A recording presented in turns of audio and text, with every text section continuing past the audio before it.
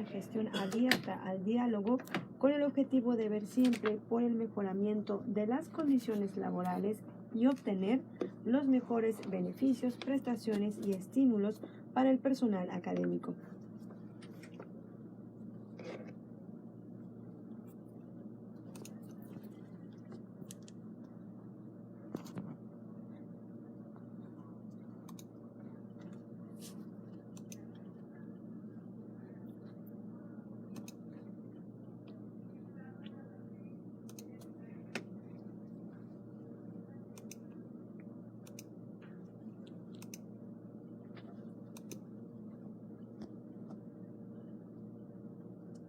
Por su parte, el secretario general del SUTAWAT, Luis Gerardo Galván Velasco, puntualizó en el compromiso que ha asumido el gremio desde su fundación hace 15 años al trabajar de la mano con la universidad y apuntó que se han dado excelentes relaciones con la administración del rector José Andrés Suárez Fernández, señalando que los docentes le reconocen su trayectoria como maestro y que además dio impulso a la fundación del Sindicato de Académicos de la UAT.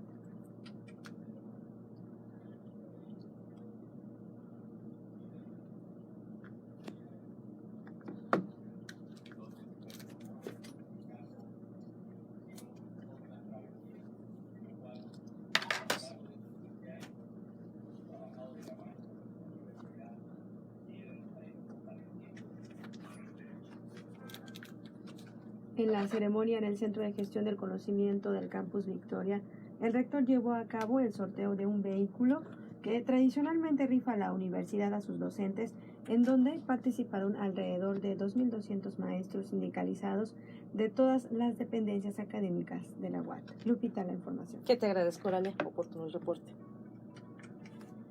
Me da muchísimo gusto recibir aquí en el estudio de nueva cuenta en Radio UAT. Nos visita el escritor, editor y documentalista Gerardo Villegas Rodríguez. Y me da muchísimo gusto además también enterarme de que está desarrollando un trabajo que tiene que ver muchísimo con Tamaulipas, un documental que nos va a encantar aquí en el estado.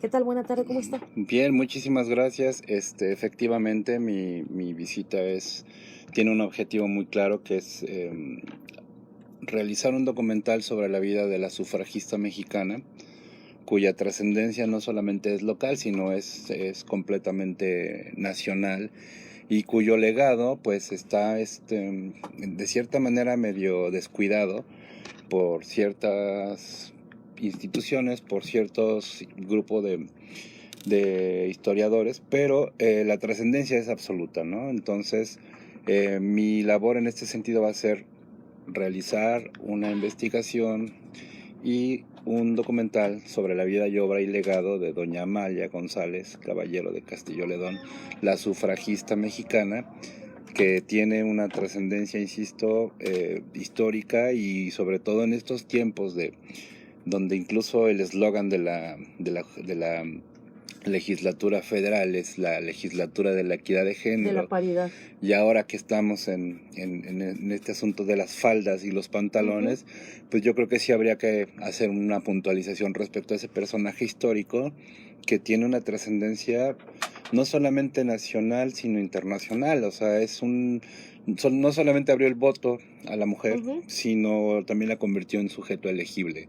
Entonces ahora afortunadamente tenemos políticas profesionales muy, muy buenas. Estamos inaugurando yo creo que el principio de un nuevo México donde ya existe, por lo menos a nivel cultural, la idea, porque finalmente seguimos estando en pañales en ese sentido, ¿no? Así es, estamos todavía en pañales y estamos hablando de este legado que ha dejado Amalia González Caballero de Castillo Ledón desde los 30 en nuestro país. Y bueno, bien comentaba el escritor y documentalista que nos acompaña en este momento, Gerardo Villegas, hablando precisamente de faldas, de pantalones, de paridad, de mayor participación política de las mujeres. Necesario enriquecer todo este entorno social con estos aportes desde productos como documentales. Exacto. Este es un principio, es el primer paso, el acercamiento que tiene con Tamaulipas para la proyección, ¿o ya va avanzado? No, ya estoy en el trabajo de investigación en ese aspecto, ¿no? Tuve la fortuna de visitar el acervo en la biblioteca Marta R. Gómez, La directora Rosalba Villarreal tuvo a bien mostrarme una serie de tesoros invaluables que no han sido explorados. Entonces mi misión en ese sentido es recaudar la información, digitalizarla y bueno, incluirla en un documental que pretende llegar a todos los rincones no solamente del estado de Tamaulipas, sino que pudiera ser un tema que se ponga sobre la mesa y que finalmente los niños de Sonora a Yucatán pues conozcan el legado de Doña Amalia, porque es un personaje histórico que está al nivel de muchísimos otros de nuestro panteón histórico, ¿no? Cuando hay el grito de independencia, siempre gritan los mismos nombres, a veces se omiten a la corregidora, de pronto uno que otro puntada dice Leona Vicario, pero nuestra independencia en ese sentido, pues yo creo que tiene que ser no solamente 1810, 1821, sino tiene que ser completamente y enmarcarlo en un contexto histórico para que los niños, sobre todo la nueva generación, que ahora son los millennials y los post-millennials, sepan que tienen cierto tipo de libertades gracias a ese tipo de personajes que de pronto por descuido institucional o por descuido intelectual han sido pues no relegados, pero como que empolvados un poco. Entonces vamos a darle un poco de lustre en ese sentido. Y bueno, hace 2 años en Inglaterra se realizó una película sobre las sufragistas británicas que interpretó Carey Mulligan y Meryl Streep. Dio el material suficiente para una película de Hollywood. Sí. Y en México, pues no, ¿cómo? O sea, seguimos con los mismos temas de siempre, ¿no? Entonces, es como también renovar un poco el tema cultural, histórico, político. Nuevos aportes. Exacto, porque todo va de la mano, ¿no? O sea, el libro, por ejemplo, hubo un libro muy bello que publicó el Colegio de México, pero desafortunadamente no está en acceso a los jóvenes. Bien.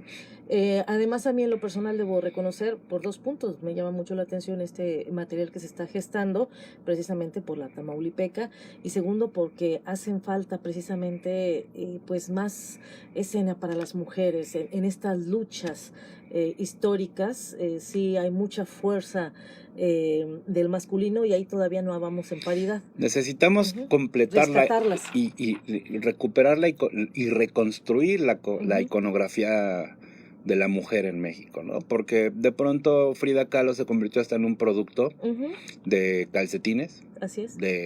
Como Heidi, como Barbie. como un manga, definitivamente muy vergonzoso. Digo, bendito sea Dios que se conoce en México por Frida, pero tenemos otro tipo de panteón, y no solamente es el aspecto en ese tiempo las divas del cine tenían una relevancia internacional.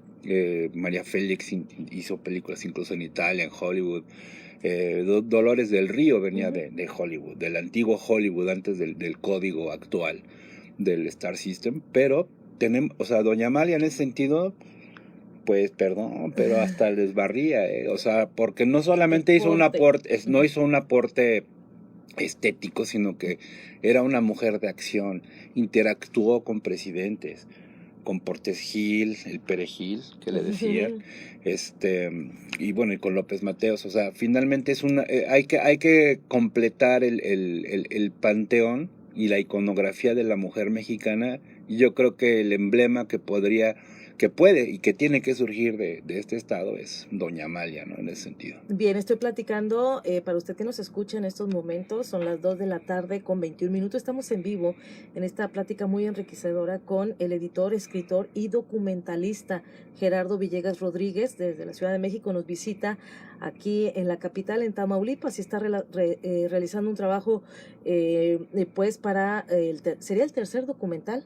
¿De su autoría? Formalmente sí, de parte de mi obra sí, porque tengo otra serie de trabajos que están ahí en otra... ¿Dónde podemos visualizar estos materiales? Bueno, todo esto está, también mi editorial cumple 20 años de existencia, es Pleroma Ediciones.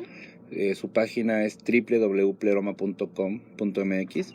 Ahí se pueden consultar todos los documentales para televisión que se han realizado con el apoyo de instituciones como la UNAM, la UAM, Conaculta, TV UNAM, y se pueden descargar los libros también que fueron en su tiempo apoyados por instituciones académicas y de Estado. Pleroma.com.mx. Exacto. Pleroma 0 también en YouTube.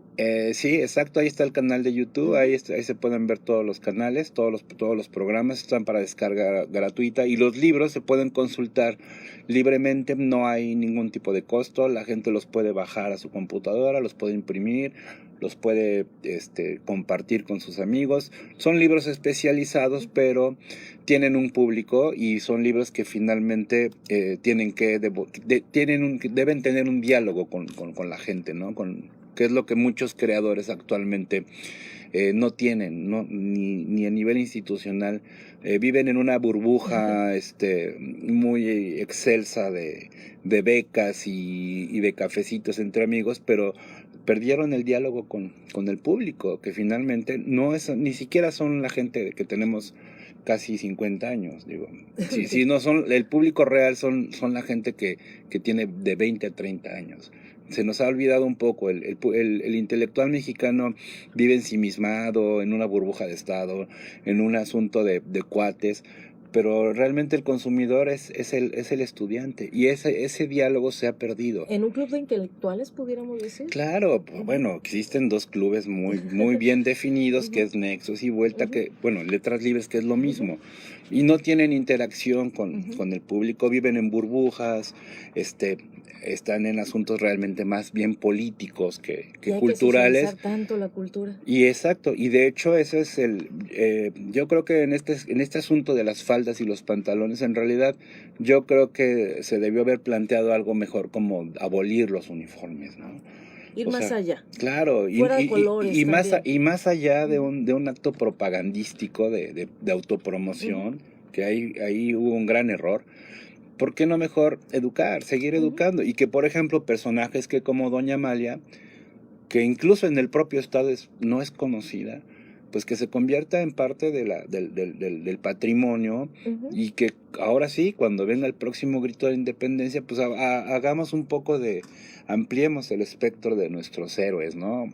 Porque finalmente yo creo que más allá de la trascendencia global que tuvo Frida Kahlo, en un sentido estético y de su propia vida comercial, como una obra y comercial, pues yo creo que el legado de Doña Amalia está pero muy por encima, porque ella finalmente abrió la puerta a la participación femenina en la política, pero de una manera real. Así es. Y estamos en pañales, porque todavía apenas hace 3 legislaturas existían las Juanitas, ¿no?